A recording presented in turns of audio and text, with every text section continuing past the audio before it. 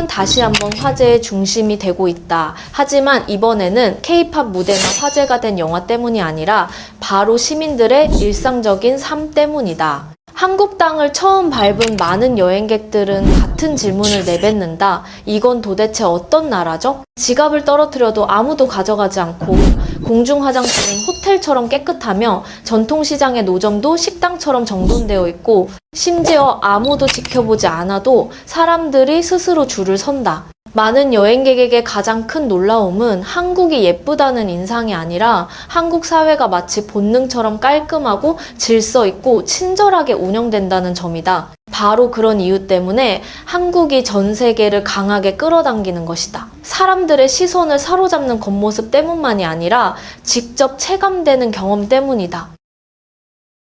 그리고 여행객을 처음부터 사로잡는 요소는 유명 관광지가 아니라 부산에 도착한 첫날부터 시작되는 아주 일상적인 경험이다. 호텔에 들어서자 시야에 딱 들어오는 줄이 달린 고리가 보이면 많은 사람은 그것을 단순한 장식으로 착각한다. 그러나 설명을 듣고 나서야 그것이 안전 기준에 따라 반드시 갖춰야 하는 비상탈출 장치라는 것을 알게 된다. 주목할 점은 장치 자체가 아니라 사고방식이다. 사람을 보호하는 대비책이 미리 마련되어 있고 그것이 특별히 필요할 때만 꺼내는 것이 아니라 생활 공간의 자연스러운 일부로 자리 잡고 있다는 점이다. 놀라움은 다른 나라들에서는 청결을 유지하기 가장 어렵다고 여겨지는 공간에서 또다시 이어진다. 바로 시장 구역의 공중 화장실이다. 많은 여행객이 이곳을 보고 놀란 이유는 공간이 깨끗하고 휴지와 비누가 갖춰져 있으며 거의 냄새가 없다는 점 때문이다. 그래서 그들은 묻게 된다. 이유는 공공예산일까? 시민의식일까? 혹은 모두가 함께 쓰는 공간을 존중하도록 만든 설계 철학일까? 답이 어느 쪽에 있든 이것은 일종의 부드러운 교육을 만든다? 구호 없이 체험만으로? 이러한 평가에 대한 한국인들의 반응 또한 흥미롭다. 친절함이 어떤 이미지 전략처럼 과장되어 드러나는 것이 아니라 오래된 생활 습관처럼 자연스럽게 표현된다. 저희 나라에 와주셔서 감사합니다. 즐거운 시간 보내시고 맛있는 음식도 많이 드세요. 이런 식의 반응은 거창하게 보답하지 않으면서도 진심 있는 환대가 느껴진다. 마치 우리는 특별히 잘 보이려고 하는 게 아니라 그냥 이렇게 살아왔습니다 라고 말하는 것과 같다. 그리고 음식 구역에 들어서면 놀라움은 감탄으로 바뀐다. 단순한 시장 노점이어도 작은 식당처럼 단정하게 정리되어 있다. 많은 미국 리뷰어들에게 이것은 다른 길거리 음식 문화에서는 쉽게 보기 어려운 부분이다. 다른 나라에서는 같은 시장 안에서도 위생과 품질의 편차가 크지만 여기서는 기준이 일정하다. 그래서 음식은 단순한 맛의 만족을 넘어서 안심하고 먹을 수 있는 경험이 된다. 호떡, 뜨거운 흑설탕이 들어간 달콤한 전병을 맛본 경험은 또 하나의 특징을 드러낸다. 댓글 문화에 담긴 귀여운 정서다. 많은 여행객들이 너무 뜨거워서 먹다 울 뻔했는데도 멈출 수가 없다고 묘사하고 그 아래에는 솔직하고 유머러스한 댓글이 달린다. 호떡 먹어야겠다. 이 말은 단순히 웃긴 표현이 아니라 이 음식이 화려함 대신 가까움과 중독성을 전달한다는 사실을 잘 보여준다. 분석적으로 보면 이러한 반응들은 하나의 흥미로운 사회 현상을 드러낸다. 여행객들은 단지 음식이나 장소를 기억하는 것이 아니라 그 사회가 어떻게 작동하는지를 작은 생활 장면 속에서 기억한다는 점이다. 공중 화장실이 호텔만큼 깨끗하고 작은 노점도 식당만큼 정돈되어 있으며 현지인의 댓글 하나에도 자연스러운 환대가 담겨 있을 때 여행의 본질은 관광에서 문화 관찰로 바뀐다. 다시 말해 부산에서 인상적인 부분은 거창한 것이 아니라 많은 나라에서 최소 기준으로 여겨지는 것들이 한국에서는 꾸준히 지켜지고 실행된다는 점이며 바로 그 꾸준함이 곧 가치가 된다. 한국의 전통시장에 들어섰을 때 많은 여행객을 가장 놀라게 하는 부분은 상품이나 건물이 아니라 바로 시장이 운영되는 방식이다. 다른 나라의 전통시장에서는 흔히 볼 수 있는 밀치기, 가격 흥정, 무질서한 분위기 대신 이곳에서는 질서와 투명성, 그리고 안정감이 눈에 띈다. 한국산업통상자원부의 2024년 자료에 따르면 전체 점포의 84%가 가격을 공개 표기하고 있어 손님에 따라 가격이 달라질 수 있다는 걱정을 없애준다. 이것은 특히 특히 가격 체계가 유동적인 문화에 익숙하지 않은 외국인들에게 심리적 편안함을 준다. 이 인상은 아주 일상적인 관찰들과 결합될 때 더욱 뚜렷해진다. 시장이 깨끗하고 통로가 넓으며 소음은 있지만 혼란스럽지 않고 심지어 시장에서는 기대하기 어려운 편의시설까지 마련되어 있다. 무료 식수대와 청결한 화장실 같은 것들이다. 많은 사람들은 이것을 말없는 공공서비스라고 표현하지만 실제로는 여행객들이 존중받고 있다고 느끼게 만드는 요인이다. 이를 잘 요약한 대표적인 댓글은 다음과 같다. 한국은 안전한 나라입니다. 유럽처럼 물가가 비싸지 않아요. 물도 무료, 화장실도 무료, 서비스가 많은 나라입니다. 이런 기본 요소들이 갖춰졌을 때 비로소 음식 경험이 정말로 높아진다. 판매자는 친절하고 음식은 가지런히 정돈되어 있으며 길거리 음식임에도 불구하고 마치 고급 음식을 먹는 듯한 느낌을 준다. 화려해서가 아니라 청결과 세심함 때문이다.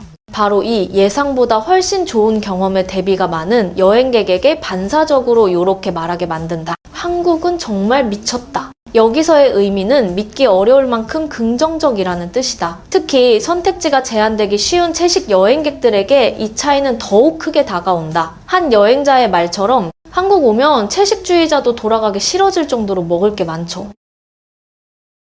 현대화는 결제 시스템에서도 드러난다. 많은 시장이 이미 QR, 삼성페이 또는 비현금 결제 중심으로 운영되고 있다. 이러한 방식은 선진국 여행객들에게는 익숙함을 주면서도 동시에 시장 고유의 전통적 감성을 유지한다. 그래서 다음과 같은 반응이 나온다. 이곳은 분명 전통 시장인데 느낌은 유럽 표준처럼 깨끗하고 구매자를 존중해준다.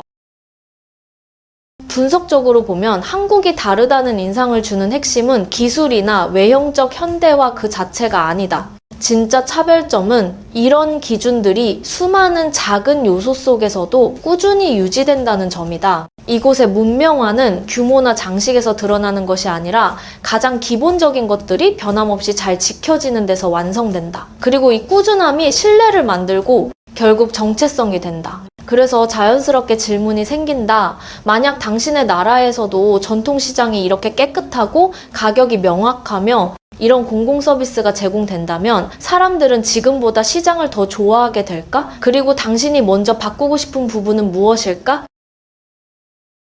라는 여행객에게 두 번째 충격이 되는 것은 한국의 도시 문명이 관광지의 외형이나 서비스가 아니라 도시 생활 전반이 너무 세밀한 시스템으로 조직되어 있다는 사실이다.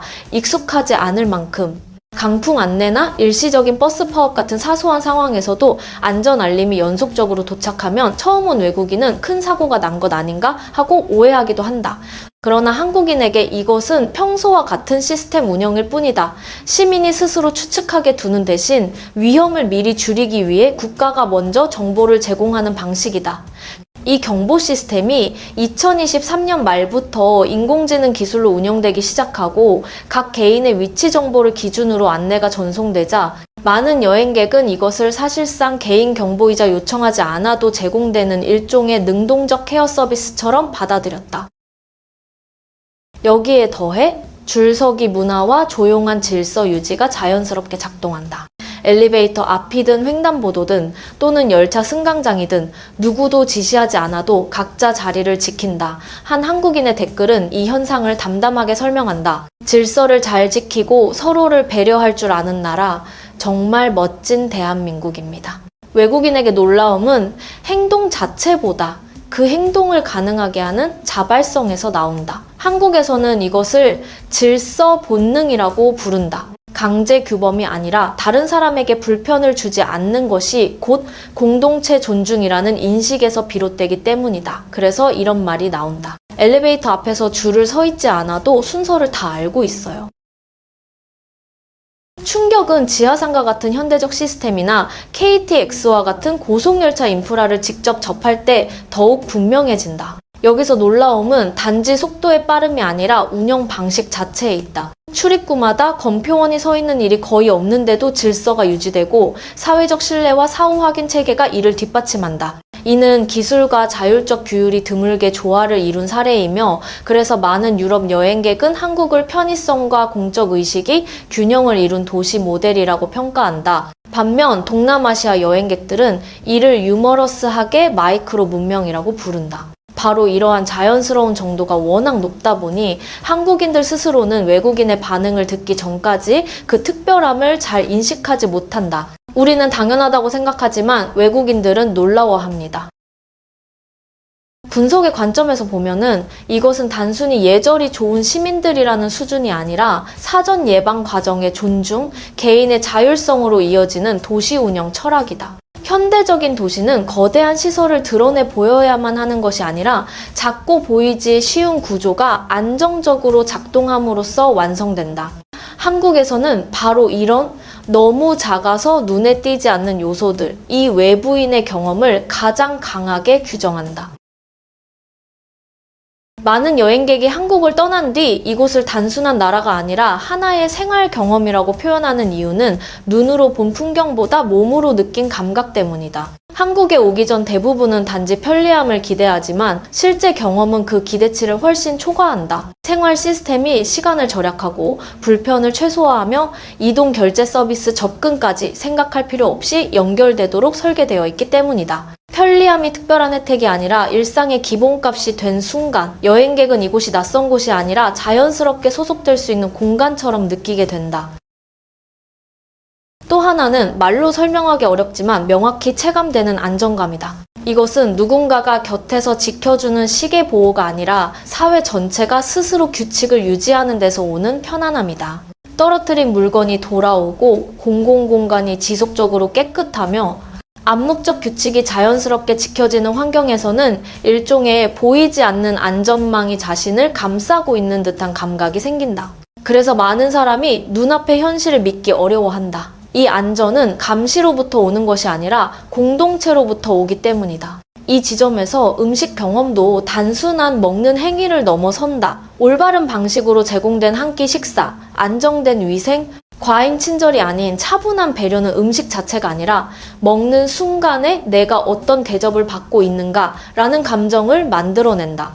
그래서 한국의 음식은 맛뿐 아니라 서비스, 친절, 사회적 신뢰가 함께 담긴 경험 패키지처럼 받아들여진다.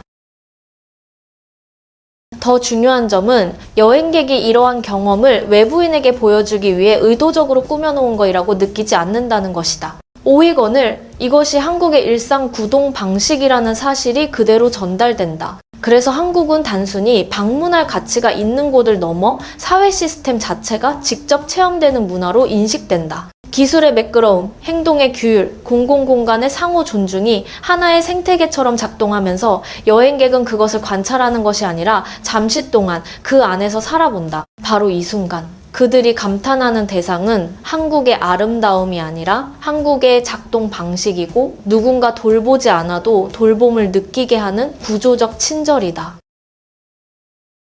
한국 여행 경험의 본질적인 포인트는 겉으로 보이는 시장이나 거리의 모습이 아니라 그 뒤에 있는 운영 철학이다. 외국인이 놀라는 이유는 시장이 예뻐서도 거리가 깨끗해서도 아니다.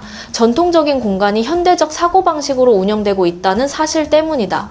생활의 가장 낮은 층위 전통시장, 공중 화장실, 줄서기 시스템까지 기준이 적용될 때 여행자는 이 문명이 보여주기 위한 포장물이 아니라 일상 속의 내재한 성질임을 이해하게 된다. 사람들이 끌리는 이유는 화려함이 아니라 기본적인 존중, 이 구조적으로 보장되는 사회 경험 때문이다. 존중받고 안심할 수 있고 억지로 적응할 필요가 없다는 감각. 그래서 한국의 관광 이미지는 스스로 달라진다. 한국은 자기 자신을 설명하지 않는다. 그저 일상에 증명한다. 이것은 많은 나라가 채택하는 방식과 반대다. 관광 인프라를 먼저 짓고 시민 생활의 질은 나중에 고려하는 방식과는 정반대의 접근이다. 한국은 생활 기준을 먼저 끌어올렸고 관광 매력은 그 결과로 자연스럽게 따라왔다. 시민이 이미 좋은 환경을 누리고 있을 때 여행자는 그저 그 곁을 지나가면서 같은 경험을 얹어받는다. 이런 신뢰감은 광고가 아니라 실제를 통해서만 형성될 수 있다. 만약 이 경험에서 사회 운영의 교훈을 찾는다면 그것은 우선순위의 전환이다. 관광을 키우고 싶다면 거창한 상징물을 세우거나 외형을 홍보하는 데서 출발할 필요는 없다. 처음 발을 디딘 순간부터 환영받고 안전하다고 느끼게 만드는 최소 단위를 꾸준히 지키면 된다. 작은 경험이 일관되면 신뢰는 시각 인상이 형성되기 전에 먼저 도착한다. 이것이 바로 지속 가능한 차별성 관광이 상품이 아니라 삶의 질에서 파생된 결과가 되는 상태다. 그렇다면 당신의 생각은 어떠한가? 한 나라가 지속적인 관광 매력을 만들고 싶다면 먼저 홍보해야 할까? 아니면 일상의 작은 경험부터 바꿔야 할까? 여러분의 의견을 댓글로 남겨주시기 바란다. 우리는 이 이야기를 지켜보는 여러분의 목소리를 항상 듣고 싶다. 끝까지 함께 해주셔서 감사드리며 다음 주제에서 다시 만나요.